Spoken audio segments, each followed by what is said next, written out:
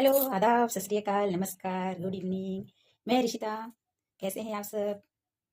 मुझे पता है आप सब स्वस्थ होंगे, अच्छे होंगे, मस्त होंगे। दोस्तों, आज मैं एक नए शीर्षक के साथ आपके सामने उपस्थित हुई हूँ। आज सबको पता है ना कि बीमारियाँ कैसे तेज़ी से बढ़ रही हैं और हम छोटी-छोटी बीमारियों से तो घबरा जाते हैं, तो फिर बड़ी बीमारी के बारे में तो पूछिए मत। जब हमको पता चलता है कि सामने वाला कैंसर पीड़ित है, तो उसके प्रति लोगों का नज़रिया ही बदल जाता है। लेकिन आज विज्ञान ने इतनी तरक्की कर ली है कि आज कैंसर का इलाज संभव है। बशर्ते आप जागरूक हों और सही समय पर डॉक्टर के पास जाएं। इसी शीर्षक को लेकर आज मैं आपके सामने उपस्थित हूँ। जब आप मोबाइल खोलते हैं, यूट्यूब में आप सर्च करते हैं, तो आपको लाखों वीडियोस मिल जाएंगे, जिसमें कुछ सही, कुछ गलत, कुछ भ्रांतियां फैलाने वाली और कुछ ऐसी वीडियोस भी रहेंगी कि जिसको सुनकर आप घबरा भी सकते हैं। लेकिन मैं सही बताऊं आपको, हर किसी की बात में तब तक नहीं चलना है जब तक आपको वो बात सही ना लगे। जब आप प्रैक्टिकल्स करते हैं ना किसी चीज़ का, तो वो आपके लिए हानिकारक हो सकता है। इसलिए मैं आपको यही सलाह दूंगी कि आप डॉक्टर के पास ज़रूर जाएँ और अपना रूटीन चेकअप कराते रहें, खास तौर पे महिलाओं को। क्योंकि हम जानते हैं कि महिलाओं का जीवन कुछ ज़्यादा ही व्यस्तता से भरी रहती है। आज महिला घर और बाहर दोनों सँभाल रही हैं।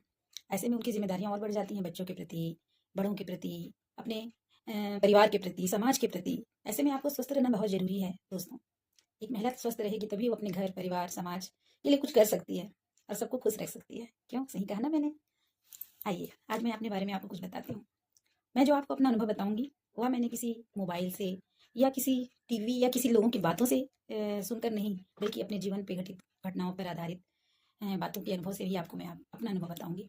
दोस्तों, मैं भी एक कैंसर सर्वाइवर हूँ और जिसका नाम सुनकर लोग घबरा जाते हैं, उसको मैंने फेस किया है। मुझे ब्रेस्ट का 3rd स्टेज कैंसर था। ये बात कोविड के टाइम पर सन 2019 को अगस्त के महीने में मुझे पता चली। जिस समय पूरा देश लॉकडाउन पर था, उस समय मेरी ज़िंदगी में ये बीमारी उथल-पुथल मचाने आ गई। अब आप बताइए, जिस समय हमको घर से बाहर निकलना भी मुश्किल हो, किसी भी हॉस्पिटल में कोई ट्रीटमेंट ना हो रहा हो और हो भी रहा हो तो आपको बहुत सारे प्रिकॉशंस के साथ वहाँ पर जाना हो। ऐसी कंडीशन में जब आपको पता चले कि आप कैंसर पीड़ित हैं और 3rd स्टेज है, जल्द से जल्द आपको इलाज की ज़रूरत है, तब आप क्या करेंगे? लेकिन यकीन मानिए, घबराना नहीं। घबराने से कोई भी समस्या कभी भी सॉल्व नहीं होती। मैंने तुरंत अपने परिवार की मदद से डॉक्टर से सलाह लिया और मैंने अपना ट्रीटमेंट कराया और सच मानिए आज मैं आपके सामने हूँ, स्वस्थ हूँ, मस्त हूँ, अच्छी हूँ। बस आपको जागरूक होने की ज़रूरत है दोस्तों। पता है आपको, मेरे 3 बार ऑपरेशन हो चुके हैं, 22 रेडिएशन और 21 कीमोथेरेपीज़ मैंने फेस किया है। आपको मैं अपना सच्चा अनुभव बताऊँगी। मैं आपको ये बताना चाहती हूँ कि मैं भी एक वर्किंग वूमेन हूँ, मैं एक लेक्चरर हूँ। घर के साथ-साथ 2 बच्चों की ज़िम्मेदारियाँ भी मेरे ऊपर हैं। मेरे 2 ट्विन्स बॉयज़ हैं। जिस समय मुझे कैंसर हुआ ना, उस समय वो 11th क्लास के लास्ट स्टेज के बाद 12th में जाने वाले थे। पर मुझे पता जब चली, उस समय वो 12th क्लास में जा चुके थे। अब बताइए, बोर्ड एग्ज़ाम का प्रेशर, फिर मेरी बीमारी का प्रेशर, सब कुछ मुझे फेस करना था हँसते-हँसते। और मैंने अपने मम्मी-पापा, अपने भाई, अपने हस्बैंड, अपने बच्चों की मदद से सब कुछ बहुत ईज़िली फेस कर लिया। और मैं आपको विश्वास दिलाती हूँ दोस्त, कि अगर आप कभी भी आपको पता चलता है कि आपको बीमारी है, तो आप बेहिचक डॉक्टर से कंसल्ट करिए और अंदर में पॉजिटिव थिंकिंग के साथ अपना सारा ट्रीटमेंट कराइए। सब कुछ नॉर्मल होता है, सही होता है। हाँ, मैं मानती हूँ कि परेशानियाँ तो बहुत होती हैं। ट्रीटमेंट के दौरान फिज़िकली, मेंटली बहुत कुछ चेंज होता है जो आपने कभी सोचा भी ना हो। लेकिन घबराना नहीं है। जब आप ऑपरेशन फ़ेस कर लेते हैं, उसके बाद आपको कुछ दिनों का मोहलत दिया जाता है, फिर कीमोथेरेपी स्टार्ट होती है। कीमोथेरेपी के दौरान आपको बहुत सारा प्रॉब्लम फ़ेस करना पड़ता है। जैसे कि आप खाना नहीं खा पाएँगे, आपको चक्कर आएगा, वोमिटिंग होगी, मुँह में छाले हो जाते हैं और सबसे बड़ी घटना है कि एक महिला का जो सौंदर्य बढ़ाने वाली चीज़ है उसका बाल, वो आपसे हमेशा के लिए दूर चला जाता है। फिर जब आप अपने मिरर में अपना फेस देखते हैं तो सच में आपको, मैं समझ सकती हूँ कि बहुत ही बुरा अनुभव है वो। लेकिन चूँकि समस्या तो है और आई है तो फेस तो करना है। तो क्यों ना हम उसको पॉज़िटिव वे में लें और हम खुश होकर उस समस्या का सामना करें। और बाल हैं वो तो आ ही जाएँगे, इसकी चिंता मत करिए। अगर आप स्वस्थ हैं तो सब कुछ वापस आ जाएगा।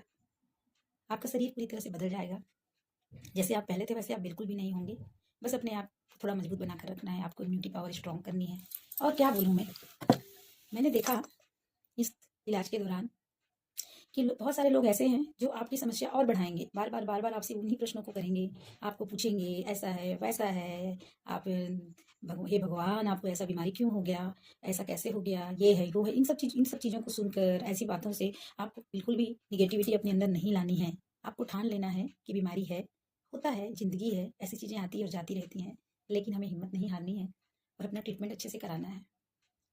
समय एक समय एक ऐसा समय एक ऐसा बोलना चाहिए शक्तिशाली चीज़ है ना दोस्तों, जो बड़े से बड़े लोगों की आंखें भी खोल सकता है और हमें बहुत कुछ सिखा कर जाता है।